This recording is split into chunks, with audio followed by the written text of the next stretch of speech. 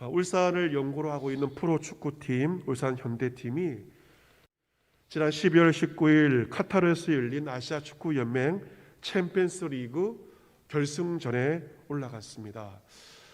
아시아에 있는 많은 프로축구팀 가운데 최고의 팀을 가리는 경기입니다. 상대는 이란의 페르세폴리스 팀 강팀을 결승전에서 만나게 되었습니다. 울산 현대팀은 올해 프로축구 국내 리그 정규리그에서 FA컵에서 모두 준우승에 그쳤습니다. 아슬아슬하게 전북 현대에 밀려서 준우승에 그치면서 아쉬움을 남겼습니다. 팀을 이끄는 김도훈 감독은 개인적으로 이 경기가 마지막 경기였습니다.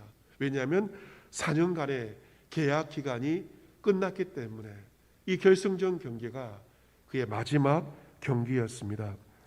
김도훈 감독은 결승전을 앞두고 유종의 미를 거두겠다고 각오를 다짐했습니다.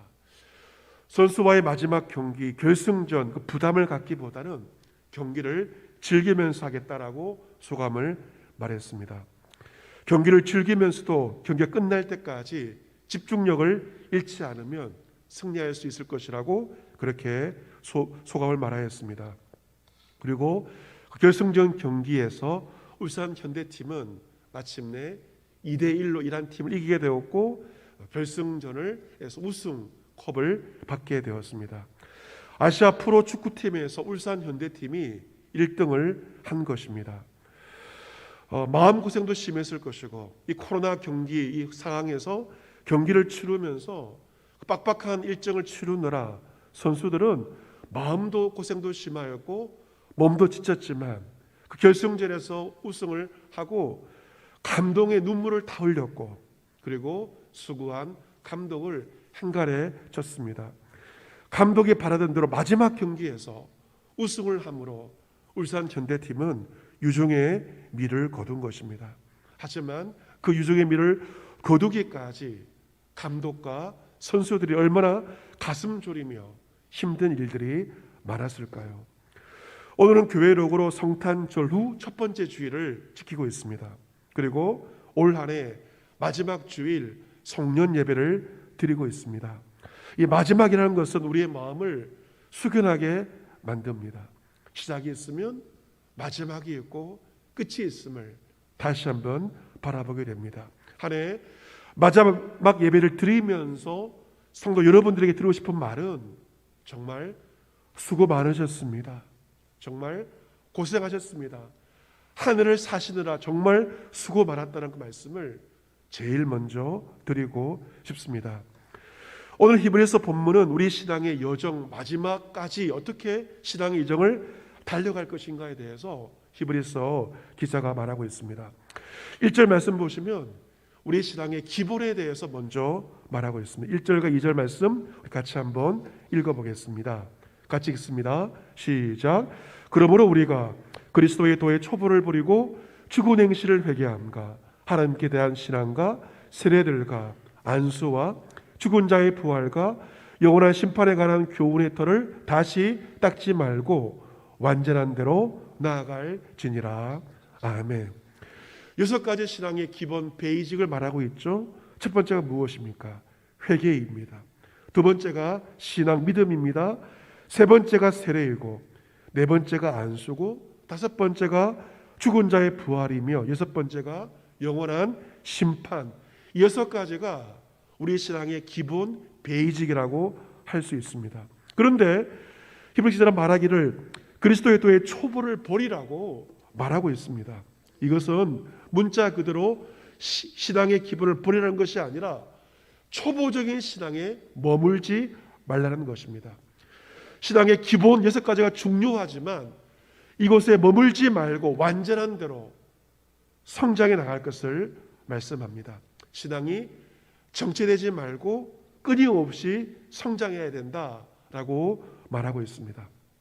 하지만 우리가 신앙생활을 할 때 신앙의 성장보다는 신앙의 퇴보를 이룰 때가 참 많이 있습니다.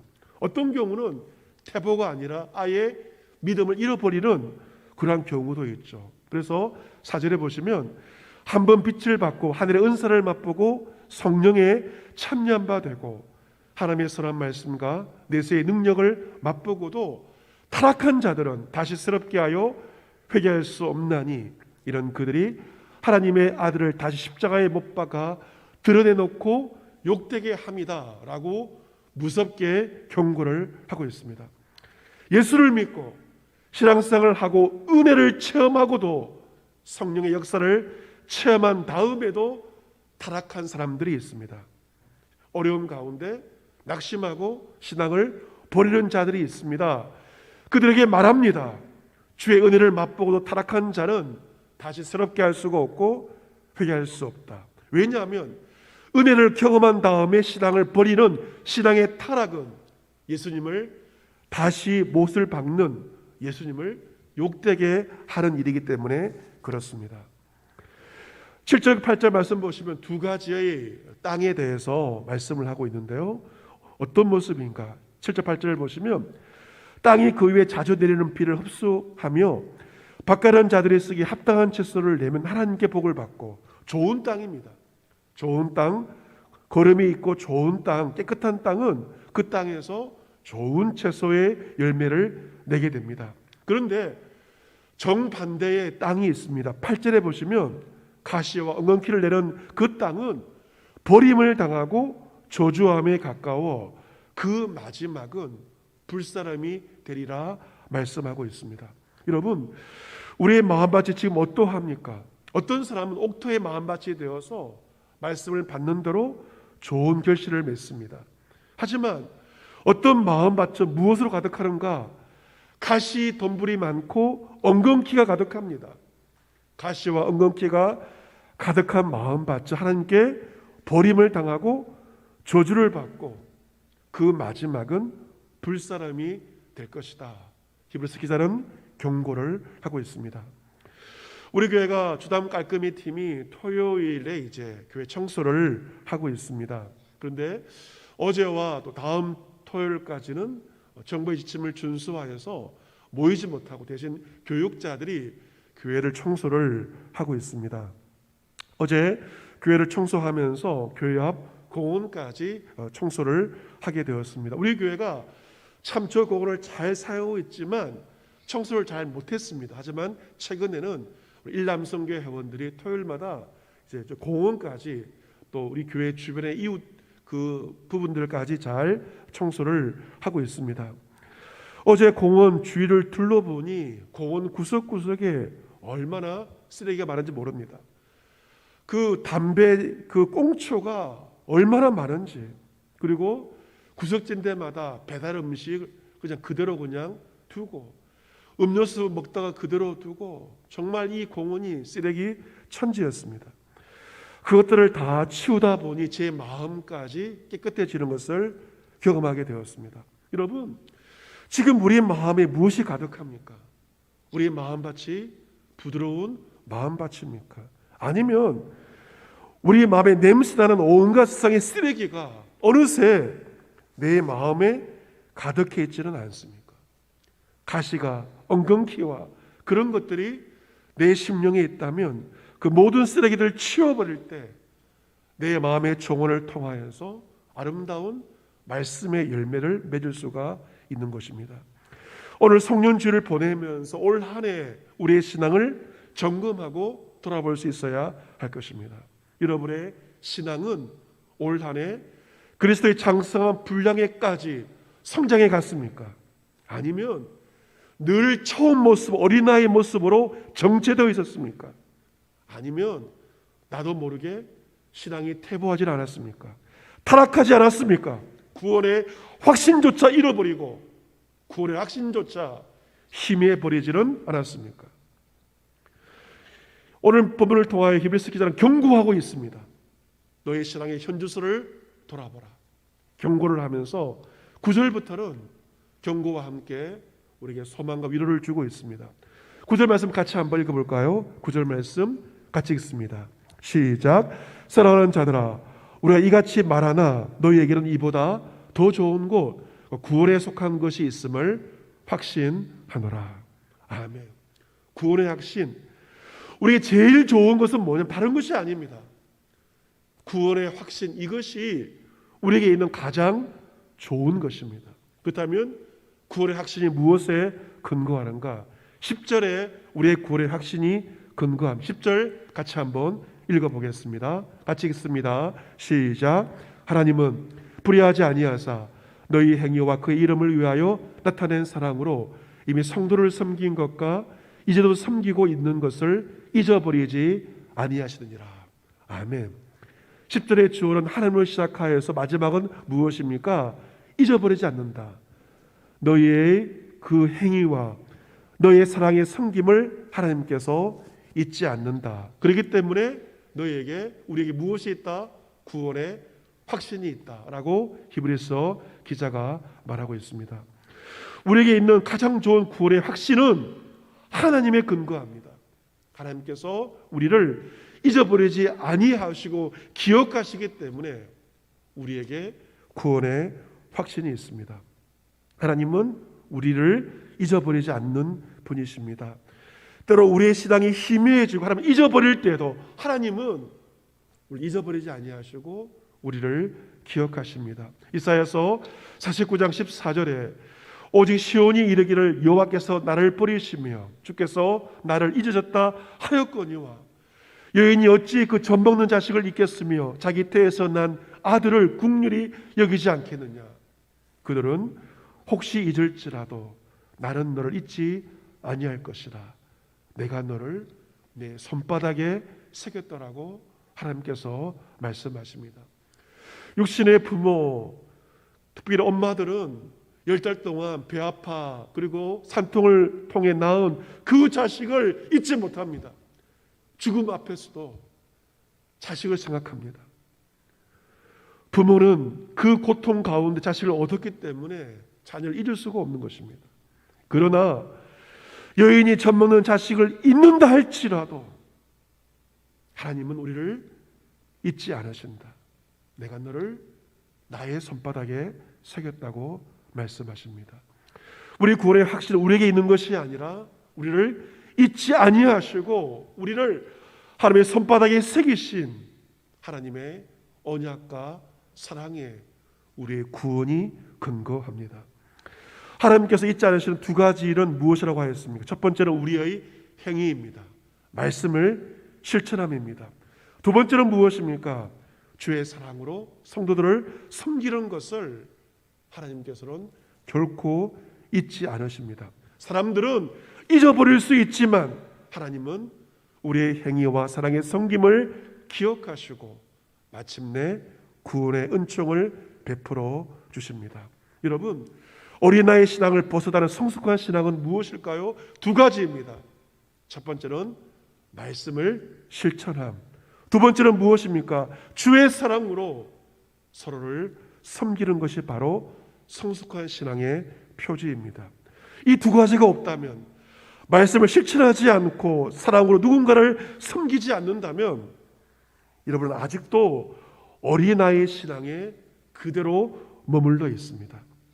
행동하는 신앙, 실천하는 사랑의 섬김을 통하여 우리의 신앙은 날마다 성장합니다.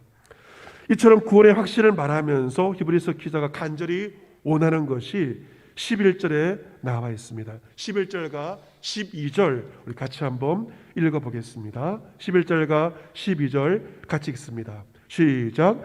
우리가 간절히 원하는 것은 너희 각 사람이 동일한 부지런함을 나타내어 끝까지 소망의 풍성함에 이르러 게으르지 아니하고 믿음과 오래 참음으로 말미암아 약속들을 기업으로 받는 자들을 본받는 자 되게 하려는 것이니라. 아멘. 우리는 이 끝까지 이 단어에 주목을 해야 합니다.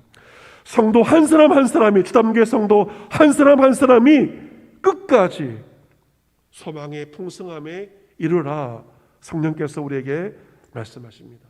끝까지 마지막 최후의 순간까지 소망을, 희망을 놓치지 말라는 것입니다. 마지막 순간까지 소망을 가질 때 믿음과 오래 참음으로 말미암아 하나님의 그 약속들을 마침내 기업으로 받게 된다는 것입니다. 여러분, 어려워도 소망이 있으면 믿음을 간직하고 어떤 상황 가운데 참아낼 수가 있습니다. 이 믿음과 오래 참으로 말미암아 마침내 하나님의 모든 약속들을 기업으로 받게 됩니다. 지난주 우리 교회 장례가 났습니다. 권사님 가정에서 장례가 나서 권사님 어머니께서 하나님의 부르심을 받게 되었습니다. 요즘 코로나 때문에 참 장례식장 분위기가 썰렁했습니다. 장례식장에서 좀 비어있는 장례식장에서 권사님과 이런저런 이야기를 나누게 되었습니다. 어머니 권사님의 연세가 92살이라고 하십니다. 권사님 여동생도 권사님이신데 유복자로 태어났다고 합니다. 어머니께서 92살의 삶 가운데 60년 넘게 혼자 살면서 삼남매를 키웠으니 얼마나 고생을 많이 하면서 삼남매를 키웠겠습니까? 그 고난의 삶 가운데 예수님을 만나게 되었고 예수 그리스도를 구주로 영접을 하게 되었습니다. 어머니께 성탄절 이브에 돌아가셨는데 권사님의 마음속에 어머니를 뵙고자 하는 그런 마음이 간절하게 들었다고 합니다. 그래서 남편 장로님과 함께 요양병원에 가서 어머니를 배웠는데 그것이 어머니의 마지막 모습이었습니다. 그 병원에 면회를 가서 남편 장로님께서 장모님을 위해서 간절한 마음으로 마지막 기도를 드렸습니다. 그리고 사위에 그 기도를 받고 나서 얼마 되지 않아서 별세를 하셨습니다. 권사님은 그 마지막 기도를 드릴 수 있었기 때문에 마음에 섭섭함이 없다라고 말씀을 하셨습니다. 코로나로 어려운 상황 가운데 어머니를 보내어 드렸지만 하나님의 은총 가운데 기도를 통하여서 유종의 미를 거둠으로 어머니를 보내드린 것입니다. 전도서 3장 말씀 보시면 범사에 기한이 있고 천하만사가 다 때가 있다 말씀하십니다. 날 때가 있으면 죽을 때가 있습니다. 울 때가 있으면 웃을 때가 있습니다. 슬퍼할 때가 있고 춤출 때가 있고 사랑할 때도 있고 미워할 때가 있습니다. 하나님께서 이 모든 때를 지으시고 때를 따라 아름답게 하셨습니다. 죽을 때에도 울 때에도 슬퍼할 때에도 미워할 때에도 아름다움이 감추어져 있습니다. 하나님께서 하시는 일의 시종을 처음과 끝을 사람은 감히 가늠할 수도 없고 측량할 수도 없습니다.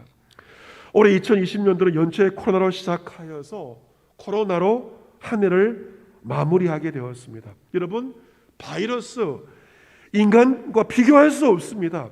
지능도 없습니다. 그런데 무섭게 번식하는 미생물의 바이러스 위세에 1년 새에 전 세계 7,800만 명이 감염되었고 170만 명이 넘는 아까운 생명이 희생을 당했습니다. 세상을 호령하던 인간의 교만과 기세가 한풀 꺾이게 되었습니다. 우리는 모든 삶을 잠시 멈추고 있습니다. 분주한 삶을 내려놓고 나의 삶이 어디로 가고 있으며 그 방향이 어떤 의미인가를 우리 진지하게 묻게 되었습니다. 그리고 그 자제를 통하여서 인간은 다시금 겸손을 배우게 됩니다.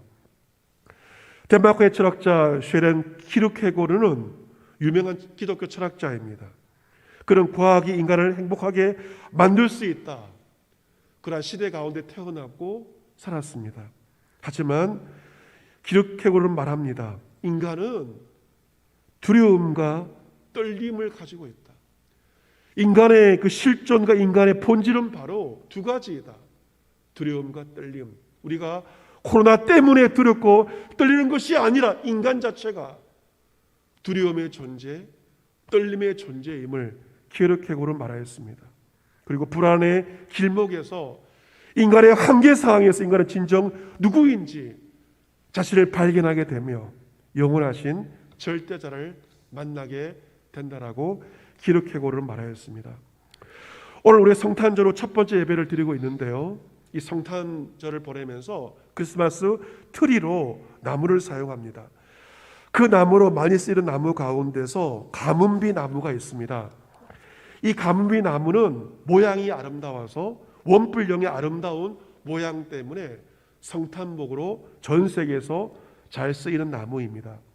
이 가문비 나무는 어디에 사는가?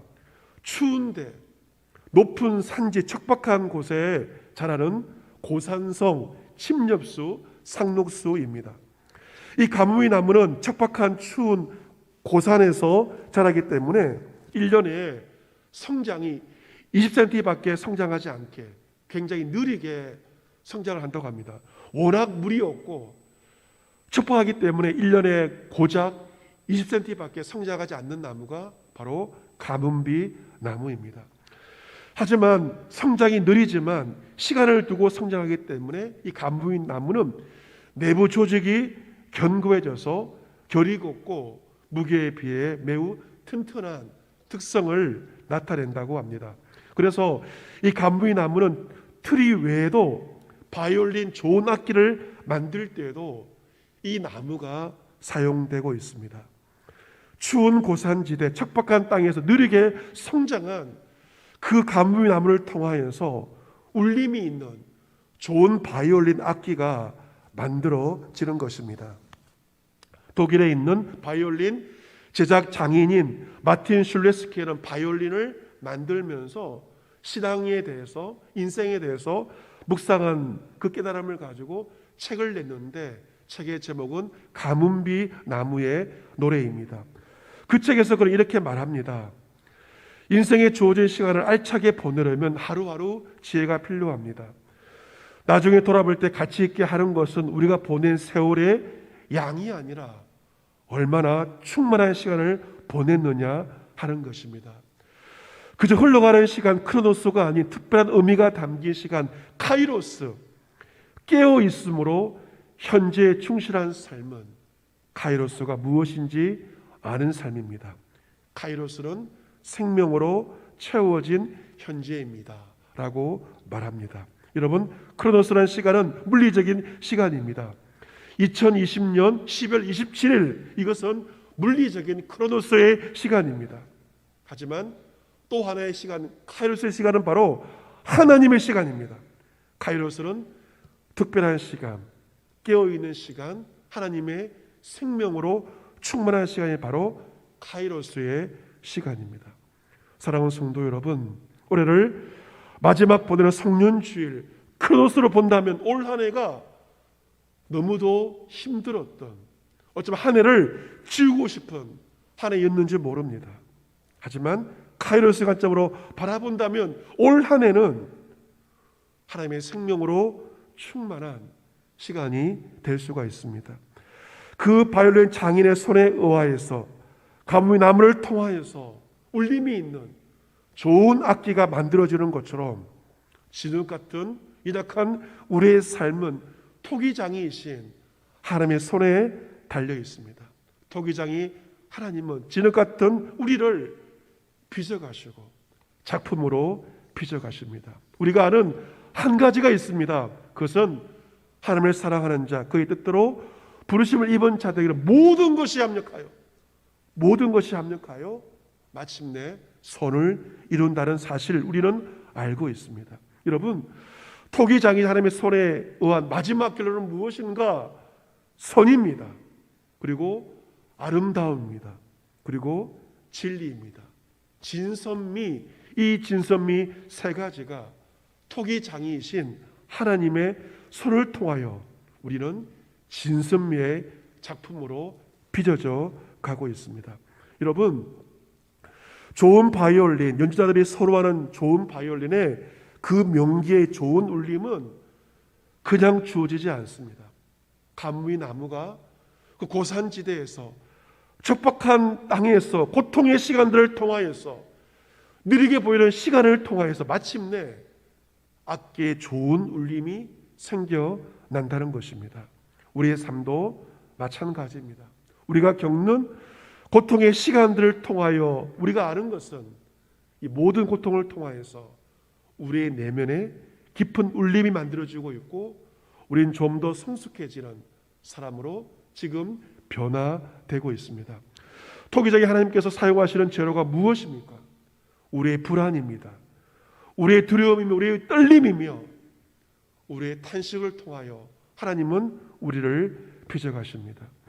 이 모든 불안과 두려움과 떨림의 현실 가운데 내가 질그릇 같은 자임을 지륵 같은 자임을 인식하고 토기장이 하나님께로 나아갈 때 하나님은 합력하여 선을 이루심으로 우리는 마침내 유종의 미를 거두게 됩니다. 토기장이신 하나님의 손 안에서 우리는 미생이 아니라 완생으로서, 미생으로서가 아니라 완생으로서의 아름다운 끝을 보게 됩니다.